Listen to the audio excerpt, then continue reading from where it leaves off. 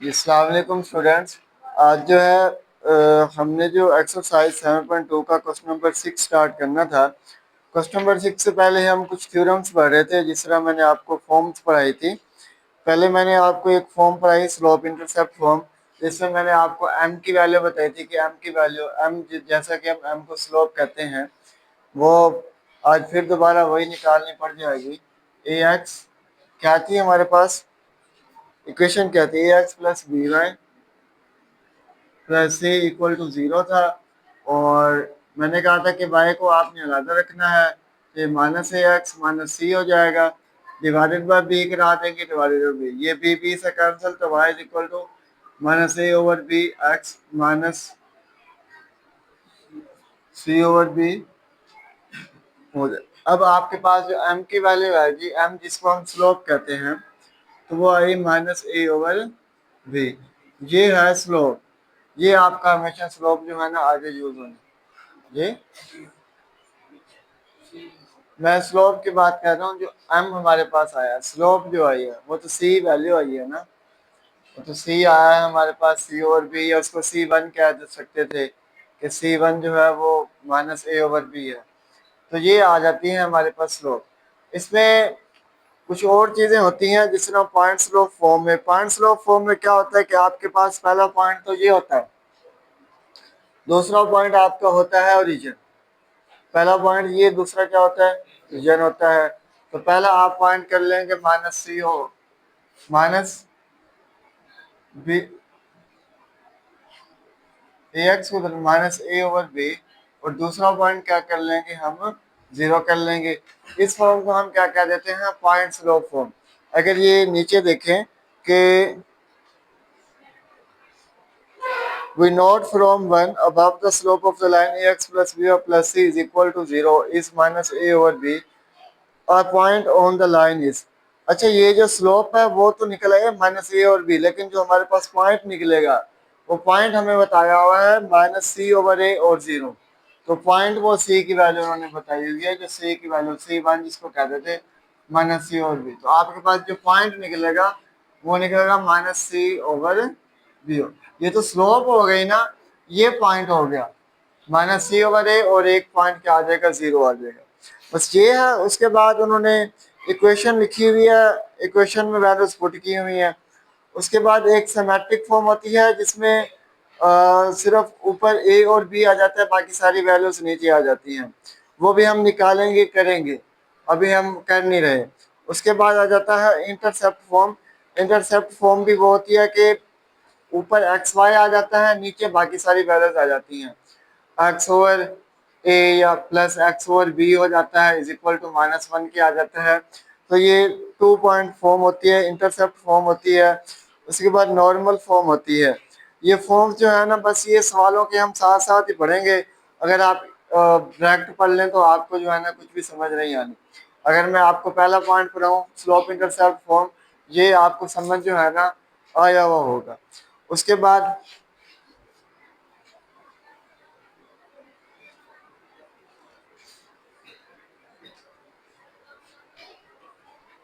जी कहाँ थे,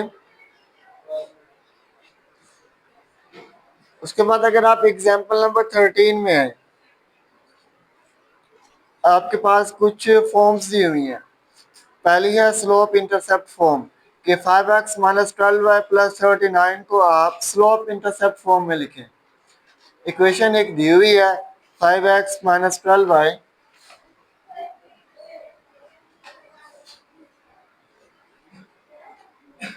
plus 39 equal to 0। ये एग्जाम्पल का मैं बता रहा हूँ कि एग्जाम्पल में जो है ना ये दी हुई है। उसी तरह ये जो क्वेश्चन नंबर हमारे पास 6 हमने जो शुरू करना है, इसमें भी एक इक्वेशन आपको दी होगी, लेकिन इसमें इक्वेशंस के पॉइंट सिर्फ दिए हुए हैं, इक्वेशन नहीं दी हुई। पहले मैं इक्वेशन में से आपको पॉइंट्स निकाल के बताऊंगा, उसके बाद आगे जो है ना पॉइंट्स क्या बनेंगे वो मैं आपको बताऊंगा। ठीक है, समझ आ गई नहीं, परेशान क्यों है, अच्छा ये लगा परेशान है। अच्छा, पहली जो इक्वेशन है ये है। इसमें देखें, अगर हम स्लोप इंटरसेप्ट फॉर्म बनाएं, स्लोप इंटरसेप्ट फॉर्म, तो y is equal to m x plus 3 था, एम एक्स प्लस 3 था। तो देखिए y हमें अलग चाहिए और ये बाकी वैल्यूज अलग हो जाएंगी।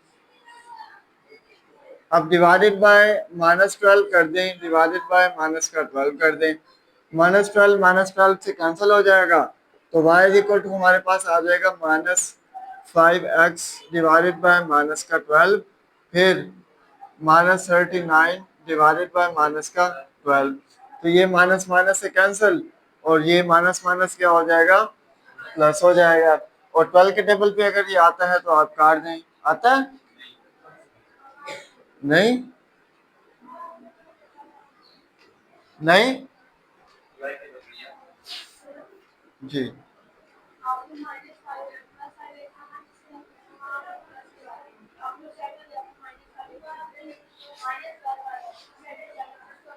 क्या वो मल्टीप्लाई हो रहा था, इधर आके डिवाइड होगा। अगर कोई वैल्यू प्लस हो रही है उस तरफ जाके माइनस होती है, माइनस हो तो उस तरफ जाके क्या होती है, प्लस होती है। अगर मल्टीप्लाई हो रहा है तो जाके क्या होगी, डिवाइड। ठीक है जी। तो अब जी, अब y is equal to m x जी, क्या कह रहे हैं? नहीं ये नहीं है।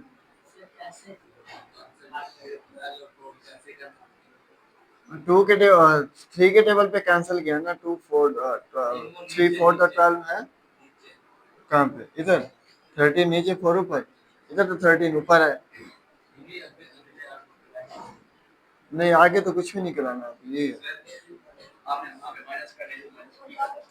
माइनस माइनस प्लस कर दिया। ये बेसिकली काटे गया, इसकी जगह प्लस बच जाएगा, तो मैंने माइनस माइनस प्लस कर दिया। आसान काम। तो उन्होंने कहा स्लोप इंटरसेप्ट फॉर्म बना है, ये स्लोप इंटरसेप्ट फॉर्म बने हैं। ठीक है, y is equal to m x plus c, ये स्लोप इंटरसेप्ट फॉर्म होती है। समझ आ गए? चलें, आज के लिए सिर्फ ये स्लोप इंटरसेप्ट फॉर्म। कल हम पढ़ेंगे टू इंटरसेप्ट फॉर्म क्या होती है। ठीक है जी, टू इंटरसेप्ट फॉर्म क्या होती है वो पढ़ेंगे, एक एक कर ले, ये आसानी रहेगी।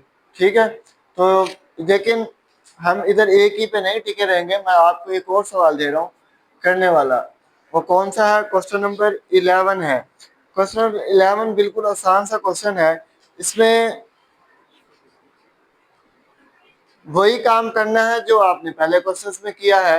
अगर आप क्वेश्चन नंबर 11 देखें, लिखा हुआ है कि in each of the following check whether the two lines are parallel है, परपेंडिकुलर है, नेदर पैरेलल और नॉट परपेंडिकुलर है। कहा हुआ है।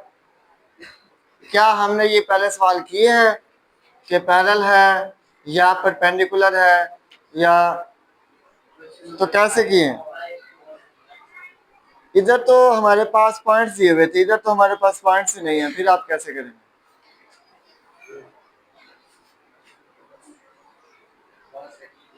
बताएं। हाँ, फर्क ये है कि चलो मैं बताता हूँ। आपने क्या करना है, अगर पैरेलल आपने देखना है तो आप ओरिजिन की जो वैल्यूज होती हैं 0 0 वो आप पुट करेंगे। अगर वैल्यू आ गई इक्वल टू 0 के, पहले स्लोप इंटरसेप्ट फॉर्म बनाएंगे। मिसाल के तौर पर ये क्वेश्चन नंबर मैं 11 लिख रहा हूँ।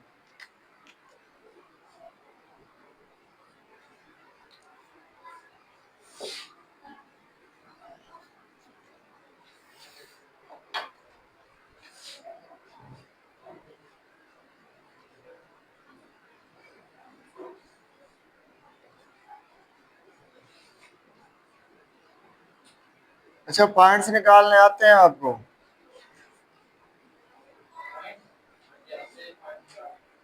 इसमें अगर आप क्वेश्चन नंबर 10 देखें, क्वेश्चन नंबर 10 में उन्होंने क्या हुआ, convert each of the following equation into slope intercept form, two intercept form and normal form. अच्छा, इस पे मैंने आपको सिर्फ करवाया है स्लोप इंटरसेप्ट फॉर्म। जो आप क्वेश्चन नंबर 10 के 3 क्वेश्चन तो ये करके आएंगे, 3 क्वेश्चन आपके ऑलरेडी ये होगा। ठीक है जी। जी जी जी, मैंने कहा कि हम बाकी दो जो होंगे वो तो हम कल करेंगे ना, या एक एक करके हम रोजाना करेंगे। लेकिन जो पॉइंट वैलिड हो रहा है, इस पे स्लोप इंटरसेप्ट फॉर्म तो बनानी ही बनानी है ना हमने।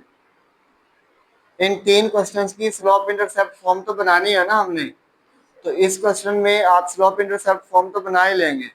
समझ आ गई? चलें, अब दूसरी है कि क्वेश्चन नंबर जो 11 है, इसमें आपको 2 इक्वेशंस दी हैं, दोनों को सबसे पहले स्लोप इंटरसेप्ट फॉर्म में बनाना है।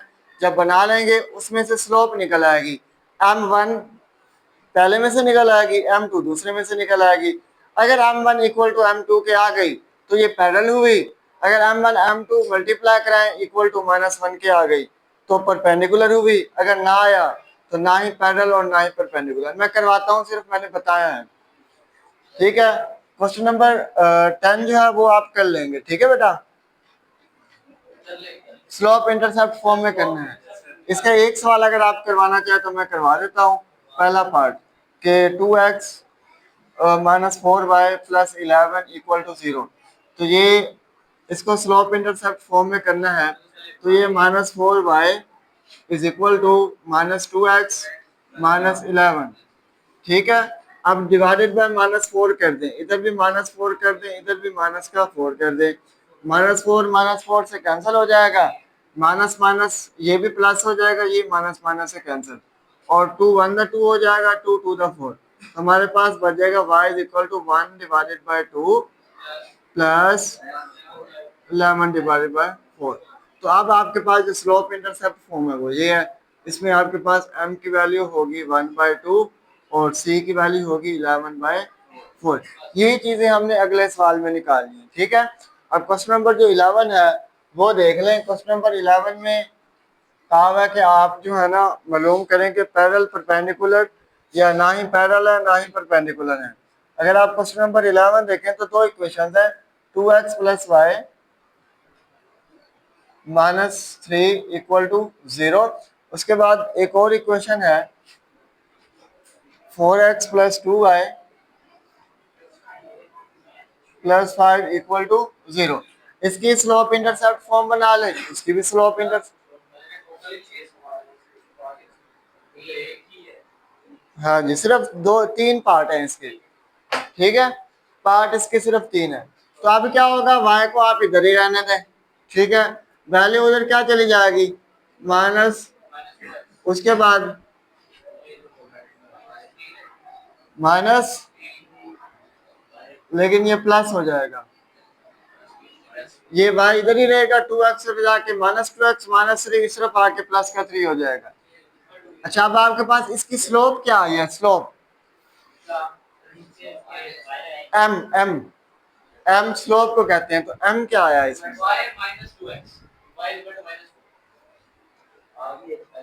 स्लोप क्या आई है आपकी इसमें, m की वैल्यू क्या होती है, m की वैल्यू, अच्छा m की वैल्यू स्लोप होती है। इस इक्वेशन में m की वैल्यू कौन सी होगी और c की कौन सी होगी, m वाली -2 है, तो m इज इक्वल टू, देखें ना y is equal to m x plus c है ना, तो m -2 हो गया और c 3 हो गया, लेकिन हमें फिलहाल स्लोप चाहिए, तो हम m की वैल्यू निकालेंगे, जो m इज इक्वल टू आ जाएगा -2। ठीक है बेटा, समझ आ गई जी? नहीं नहीं, x नहीं लगाए, जब स्लोप आ गई x के साथ वाली वैल्यू को कहते हैं, ठीक है। वो c की वैल्यू है, हमने सिर्फ m की निकालनी जी। m is equal to -2, m slope है ना, हाँ जी, m, हाँ m1 कर लें इसको, क्योंकि दूसरा भी तो निकालना है ना, दूसरा भी तो निकालना है, उसको m2 कर लेंगे। इधर तक क्लियर है, समझ आ गई है? चलें हम अब आगे करते हैं। ये है 2i इज इक्वल टू क्या हो जाएगा, -4x -5, उसके बाद डिवाइडेड बाय 2 कर दें और डिवाइडेड बाय 2 कर दें, तो 2 2 से कैंसिल, 2 2 द 4 हो जाएगा, ये वैसे आ जाएगा, तो y is equal to -2x -5/2।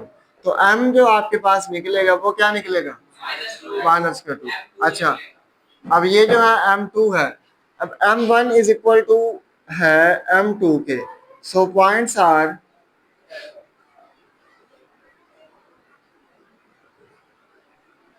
Parallel हैं, ठीक है। समझ आ गई? एम, क्योंकि पैरेलल होने का पैरेलल कैसे होते हैं, जो मैंने पहले करवाया था कि m1 अगर इज इक्वल टू m2 के आ जाए तो वो हो जाता है पैरेलल। अगर m1 multiply m2 is equal to -1 के आ जाए तो होता है परपेंडिकुलर। अगर ये दोनों ना है तो ना ही पैरेलल होता है ना ही परपेंडिकुलर होता है। ठीक है जी, समझ आ गई? अब दूसरा पार्ट करें या आप खुद कर लें? कह रहे हैं दूसरा करें बी पर। इसका परपेंडिकुलर निकलेगा नहीं, जब पैरेलल आ गया तो परपेंडिकुलर नहीं आएगा, क्योंकि m1 और m2 को मल्टीप्लाई कराएं तो 4 आता है, -1 तो नहीं आता ना। एक चीज आ गई, या तो पैरेलल आएगा या परपेंडिकुलर। पैरेलल तब आएगा जब दोनों को मल्टीप्लाई कराएंगे। अगर वैल्यू -2 होती और 1/2 होती तो परपेंडिकुलर आ जाता, क्योंकि 2 को मल्टीप्लाई करा देते हम 1/2 से, तो 2 से कैंसिल इक्वल टू -1 आ जाता, तो ये हो जाती परपेंडिकुलर। लेकिन ये नहीं है, सही है। तो लेकिन अब m1 m2 जी, हाँ जी, ये सवाल बेटा खत्म हो।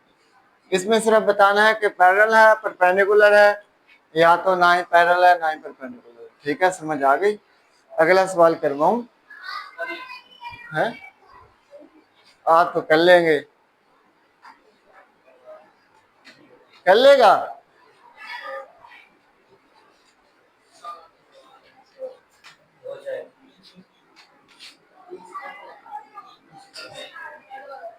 सी वाला करवा दूं?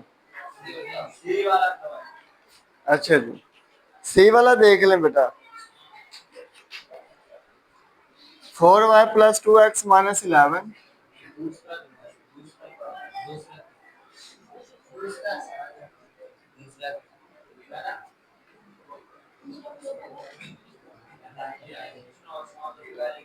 चलें बी पार्ट देख लें बेटा, बी पार्ट। 3y = 2x + 5 = 0। इसमें से भी आप पहली स्लोप निकाल लें, दूसरे में से हम दूसरी स्लोप। अगर उधर तक आ जाता है तो मैं बताएं, मैं फिर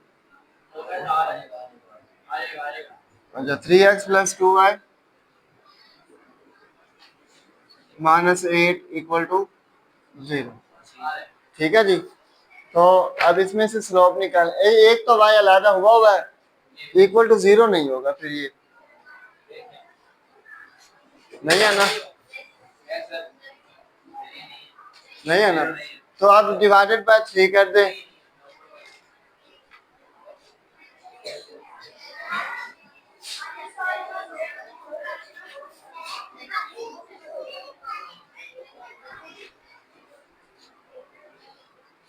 अच्छा, इसको ना आप करते हैं डिवाइडेड बाय 3।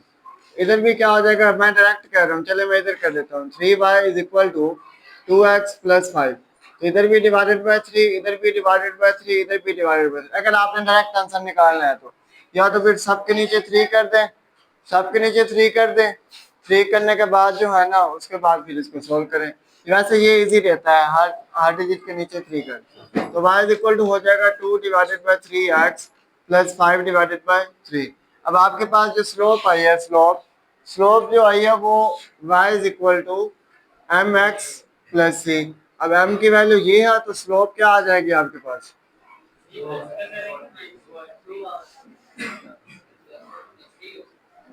m1 हो गया, ठीक है, 2/3 जी। उसके बाद इसमें से आप वैल्यू 2y को अलग कर लें, तो ये हो जाएगा -3x + 8। ठीक है, अब डिवाइडेड बाय 2 करा दें, डिवाइडेड बाय 2 और डिवाइडेड बाय 2, 2 से कैंसिल, तो y = आ जाएगा -3/2x + 2 4 8 हो जाएगा। तो इधर क्या आ जाएगा हमारे पास, 4 आ जाएगा। लेकिन हमें तो m की वैल्यू चाहिए तो हम m निकाल लेंगे। m = क्या आ जाएगा, -3/2। अच्छा, ये आ गया हमारे पास m2। अब देखें m1 = m2 के है, नहीं है। अगर नहीं है तो हम देखते हैं कि m1 और m2 को मल्टीप्लाई कराएं तो क्या आता है, m1 को, और मुझे इधर लगा के उधर शुरू हुआ है, मुझे बताते फिर मैं ना करवाता, नोट करते आप। m1 m2 को मल्टीप्लाई कराएं तो क्या आना चाहिए, -1 के।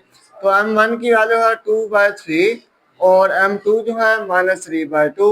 तो ये देखें 2 2 से कैंसिल, 3 3 से कैंसिल, इक्वल टू क्या आ जाएगा -1 के। तो 100 पॉइंट्स आर क्या होंगे,